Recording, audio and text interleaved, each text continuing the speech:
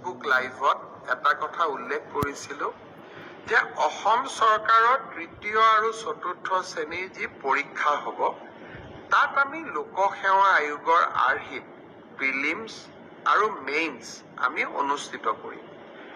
দুই এজন ব্যক্তিয়ে মোক জনাইছে যে পৰীক্ষাত নতুন নিয়ম এই বছৰ কৰিব নালাগে, কাৰণ আৰু যিহেতু 2 মাহ আছে, গতিকে আমি পুৰণা বা আগৰ বাৰৰ দৰে পৰীক্ষা পতাটো উচিত হ'ব।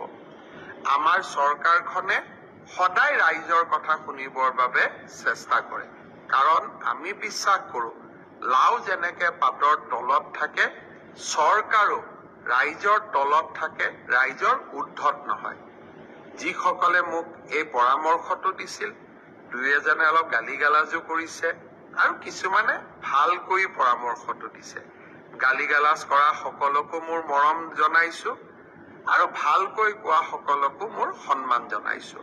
আপোনালোকৰ পৰামৰ্শ অহা 2-3 দিনত আমি বিবেচনা কৰিম আৰু যিহেতু পৰামৰ্শটোত মেৰিট আছে যে হয় 2 মাহ থাকোঁতে পৰীক্ষাৰ পেটাৰ্ণ এটা সলনি কৰিব নালাগে, বিষয়টো আমি ডেফিনেটলি আমি বিবেচনা কৰি অহা 2-3 দিনতে আপোনালোকক ইয়াৰ সিদ্ধান্তৰ বিষয়ে মই অৱগত কৰিম।